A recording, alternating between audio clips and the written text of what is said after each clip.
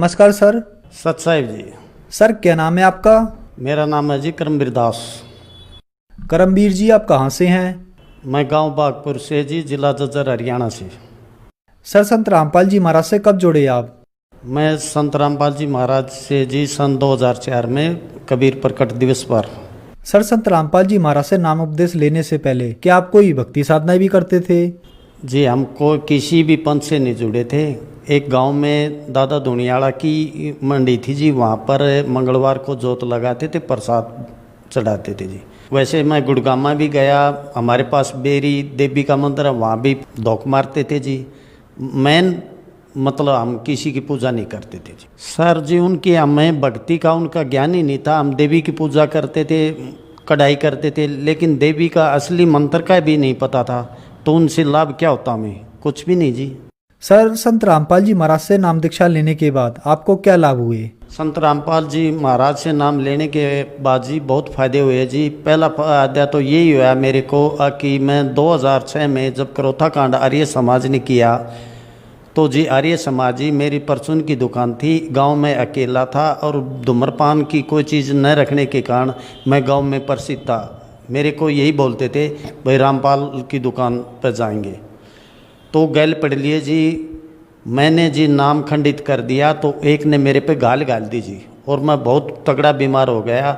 उससे पहले मेरी भविष्यवाणी हो रही थी कि जब आप 42 साल के हो जाएंगे तो आपकी डेथ हो जाएगी, लेकिन वो भविष्यवाणी मैं भूल गया था जी।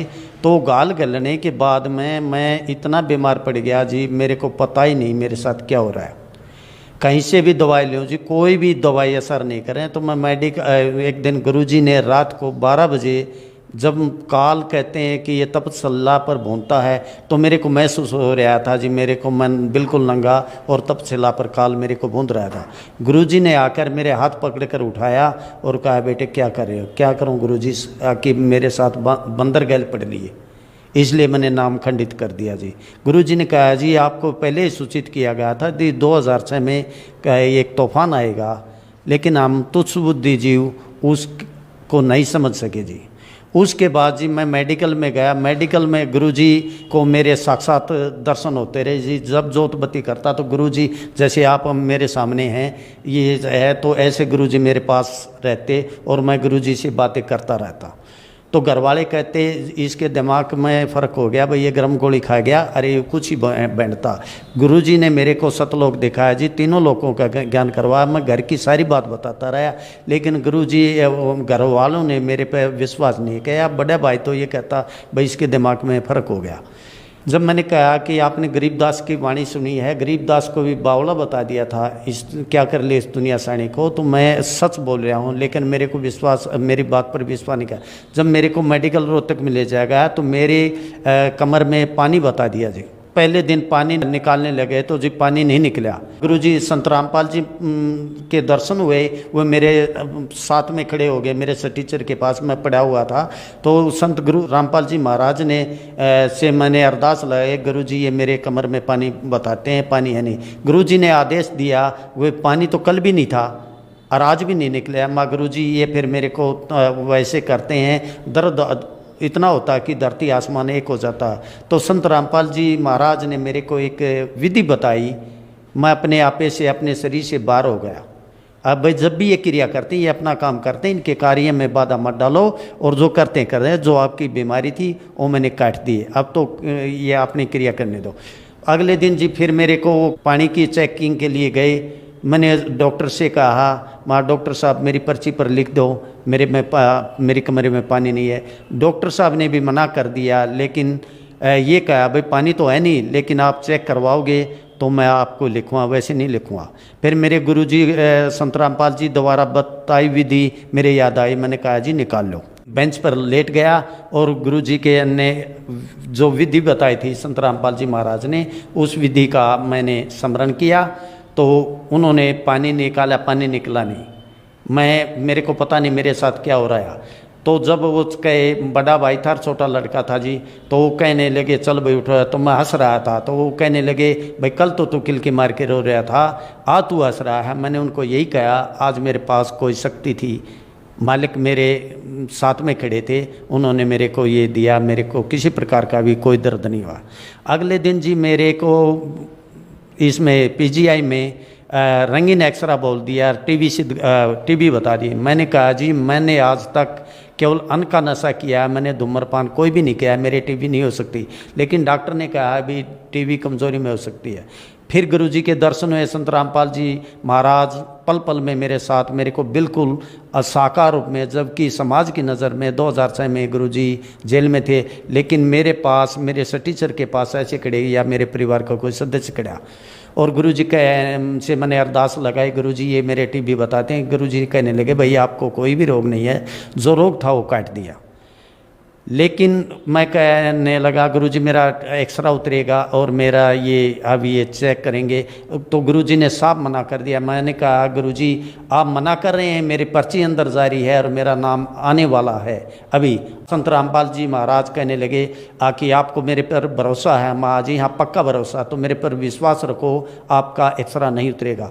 थोड़ी देर बाद मेरा नंबर आया तो मेरे को पुकारा, मैं अंदर गया तो मेरी पर्ची वापस दे दी और कहा आपका एक्सरा नहीं उतरेगा। बड़े भाई ने डॉक्टर से कहा कि जी हम लाइन में लग रहे, इस मरीज को लेकर आए और जब आपको पर्ची जमा करी, ये पर्ची उसी के एक्सरा के लिए ही जमा करी थी। मैंने अपने बड़े भाई को बता दिया कि संत रामपाल जी महाराज ने मेरी पर्ची पर जो लिखा था वो अक्सर बदल दिए, अब मेरा एक्सरा नहीं होगा।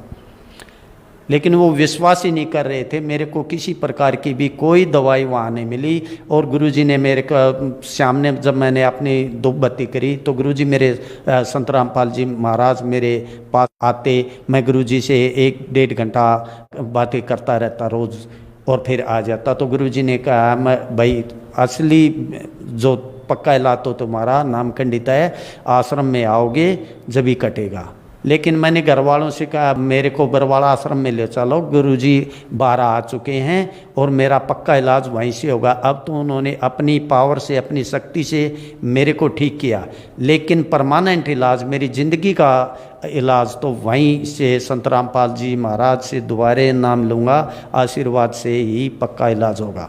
मैंने बड़े भाई साहब से कहा अब भैया ऐसी बात है, आज मेरे को आप किसी अच्छे डॉक्टर के पास ले चलो जहाँ मेरे चेकिंग हो जाए। तो बड़ी भाई साहब ने ऐसे ही बोला भाई देखो झाड़े झपटे में कुछ नहीं है, डॉक्टर का काम तो डॉक्टर ही करेगा। मेरे को दुख हुआ कि आप ऐसे ही कैसे कह दिया कि वहाँ झाड़े झपटे, वहाँ किसी भी प्रकार का कोई भी गंडा डोरी या झाड़ा झपटा या पाखंड नहीं है, वहाँ तो सत भक्ति बताई जाती है और सत भक्ति से ही हमारे रोग दूर होते हैं।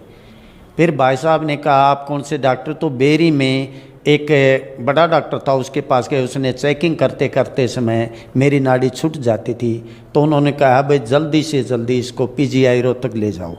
भाई ने कहा कि चलो भाई गाड़ी करके ले आओ। मैंने उसकी आवाज़ सुनी तो मैंने भाई को मना कर दिया, भाई रोहतक ले जाने की कोई आवश्यकता नहीं। सुबह मैंने कह दिया भाई गुरुजी के पास, संत रामपाल जी के पास बरवाला आश्रम में हमें जाना। तो हम बरवाला पहुंच गए जी। बरवाला पहुंचने के बाद उस दिन आर्य समाज ने वहाँ भी अपना वो रख रखा था, तो भाई डर गया और मेरे से धीरे से बोला भैया मेरे को तो आश्रम का पता नहीं और आर्य समाज का धरना यहाँ भी है, बताओ क्या करें। मैंने कहा गुरुजी ने गाड़ी भेज दी है या किसी प्रकार का कोई भय नहीं है, गाड़ी आने, मेरे को आश्रम से गाड़ी आती दिखाई दे रही। भाई ने फिर भी छो में आके कहा हाँ तेरे लिए गाड़ी भेजेंगे, तेरे अकेले के लिए। मैं कहा मेरे में लिए नहीं, पूरी संगत के लिए गुरुजी संत रामपाल जी महाराज वाहन भेजते हैं और कोई किराया नहीं लेते। और जब मैं उनका शिष्य हूँ तो मेरे अकेले के लिए भी गुरुजी गाड़ी भेज देंगे, उन्हें कोई किसी प्रकार का वो नहीं है। इतने बात कही थी, इतने में मेन गेट पर गुरुजी का बड़ा पोस्टर लगा गाड़ी पर और गाड़ी आई और मैंने उसकी तरफ इशारा करते हुए देखो वो आ चुकी है। हम बैठकर आश्रम में चले गए और गुरुजी से मिले। गुरुजी से मैंने यही अरदास लगाई है मालिक अपने चरणों में रखना मालिक। गुरुजी ने कहा भाई हमने कहीं आपको कैसे दूर कहा, आप ही दूर भाग गए, तो मेरी गलती हो गई गुरुजी, भविष्य में आप मेरे को अपने चरणों में ही रखना। उसके बाद किसी प्रकार का कोई रोग मुझे नहीं लगा। और तो जी मेरे अपने लाभ बताऊंगा तो बहुत ज़्यादा है। मैं सामाजिक लाभ बताऊंगा कि संत रामपाल जी ने जैसे कोई भी समाज या सरकार कन्या हत्या पर भ्रूण पर रोक लगाने में समर्थ नहीं हो, लेकिन संत रामपाल जी महाराज ने एक ऐसे समाज का निर्माण किया जिससे उस पर रोक लगी है, जिसमें आप हर साल लाखों की संख्या में बिना दहेज के शादी हो रही है, जिसमें एक भी पैसा किसी का खर्च नहीं होता। तो संत रामपाल जी महाराज ने पता नहीं कितने लाखों करोड़ों परिवारों को नशे से मुक्त करवा दिया। तो उनमें नशे की भी और दहेज लोभ की भी आदत नहीं है। तो हमारी बहन बेटियां वहाँ शादी करके अपना गृहस्थ बहुत अच्छी ढंग से बिता रही हैं। दूसरा जी, भ्रष्टाचार को ख़त्म किया। संत की कोई भी सरकार ये कहती है भाई रिश्वत नहीं देना, रिश्वत नहीं देना, नहीं, इस काम में कोई भी कामयाब नहीं हुआ। लेकिन संत रामपाल जी महाराज ने एक ऐसे समाज का निर्माण किया जो न तो रिश्वत देंगे न लेंगे, यहाँ तक कि सहयोग भी नहीं करते, और आपस में किसी की आर्थिक सहायता करते भी हैं। तो संत रामपाल जी महाराज के शिष्य ब्याज के रूप में एक पैसा भी किसी से नहीं लेते, फ्री में केवल मूल ही लेते हैं। ऐसे स्वच्छ समाज से हमारे समाज को बहुत ही सभी को फायदा हुआ है जी। सर, भक्त समाज को आप क्या संदेश देना चाहते हैं? मैं भक्त समाज को यही संदेश दूंगा जी, पूर्ण परमात्मा पृथ्वी पर आ चुके हैं, उनसे नाम लेकर अपना जीवन कल्याण करवाए। जो हमारा सबसे भयंकर रोग है जन्म मृत्यु का, उससे छुटकारा पाएं। आज तक सभी पाखंडियों ने मोक्ष की विधि बताई है, लेकिन कोई भी मोक्ष की असली विधि नहीं बता सका। सर, संत रामपाल जी महाराज से कैसे जुड़ सकते हैं? संत रामपाल जी महाराज से जुड़ने के लिए टीवी में प्रोग्राम आता जी, उससे पीली पिट्टी पर नंबर आते हैं, आप नंबर से भी संपर्क कर सकते हैं, या आप सेवा चल रही है पुस्तकों में नंबर है, आपके उन नंबरों पर कांटेक्ट करो जी। आपके पास जो भी निकट होगा आपको वहीं नाम दीक्षा मिल जाएगी जी। धन्यवाद जी। सत साई।